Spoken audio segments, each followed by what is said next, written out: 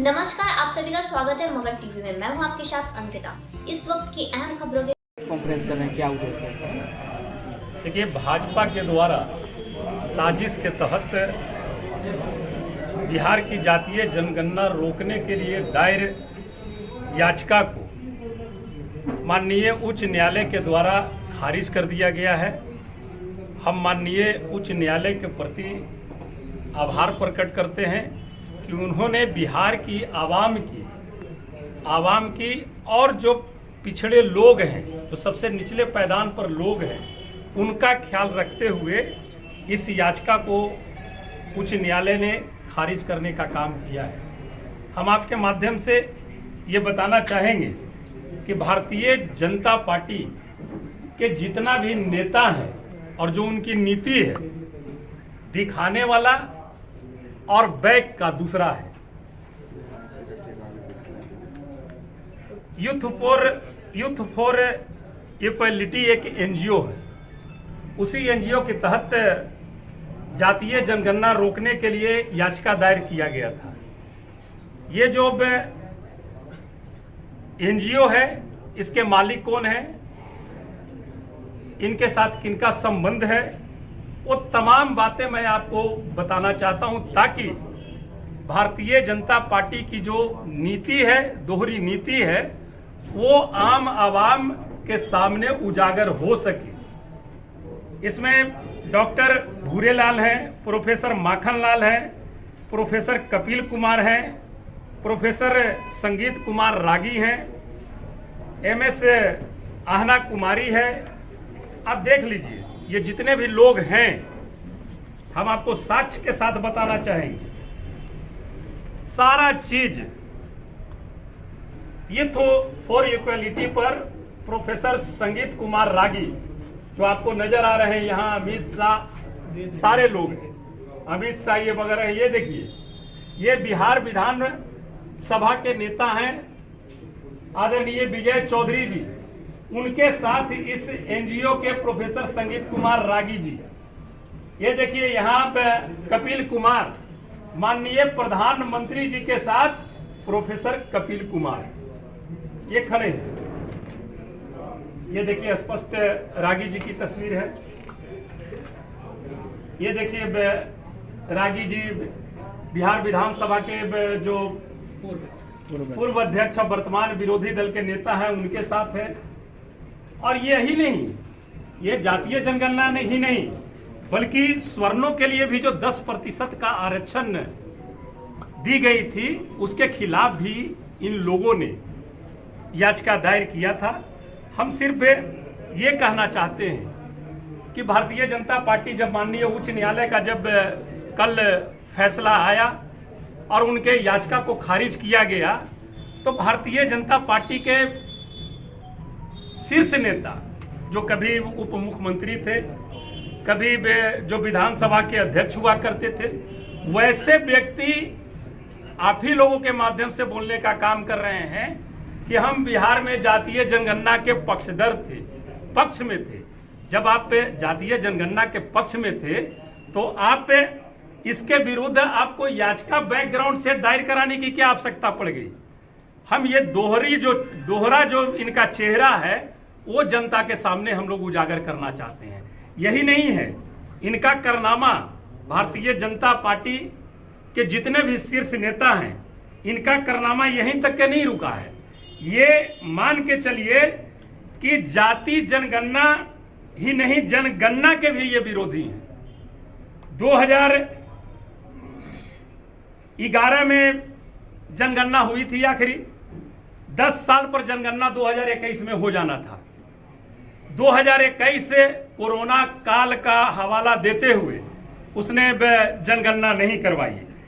2020 से लेकर आज तक दुनिया के 80 से अधिक देशों में अपने अपने संसाधन के तहत हर एक देश ने जनगणना करा ली। यही नहीं, ताज्जुब की बात है, अभी पाकिस्तान कितना पिछड़ा देश है, उस देश ने भी 10 साल के फॉर्म को पूरा करते हुए उसने भी जनसंख्या करा ली।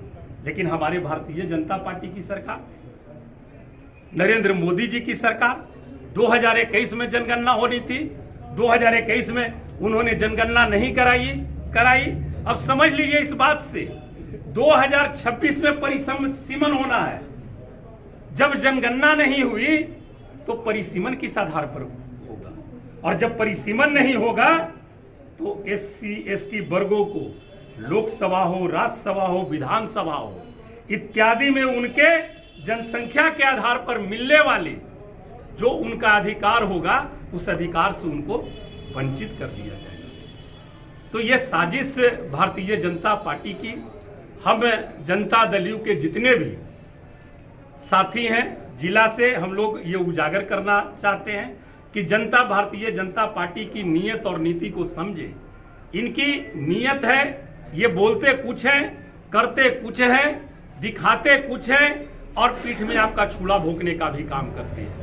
ये पिछड़े अति पिछड़ों के अहित करने वाले लोग हैं।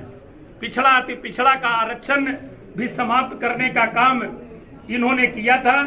हम आपको बताना चाहेंगे कि इसके अंतर्गत जब आरक्षण की बात आई थी पिछड़ा की, तो उस समय भी पीठ में इन्होंने खंजर भोंकने का काम किया था और अति पिछड़ा और पिछड़ा का आरक्षण खत्म करने के लिए ये बैक डोर से दूसरे लोगों को सामने कर करके जो भारतीय जनता पार्टी के एजेंट हैं अमित शाह जी और प्रधानमंत्री नरेंद्र मोदी जी के साथ गलबहिए जो मिलाते हैं, उन लोगों के कंधे पर रख करके अति पिछड़े के हक और अधिकार को मारने का ये काम कर रहे हैं। और निश्चित तौर पर हम ये कहना चाहेंगे कि माननीय हमारे नेता आदरणीय नीतीश कुमार जी इन तमाम चीजों का परवाह नहीं करते हुए जब अति पिछड़ा का भी आरक्षण वो मारना चाहते थे, उस समय भी हमारे नेता ने कहा था चाहे कुछ भी हो जाए अति पिछड़ों के हक और अधिकार को हम किसी भी कीमत पर समाप्त नहीं होने देंगे, ये नीतीश कुमार जी ने कहा था।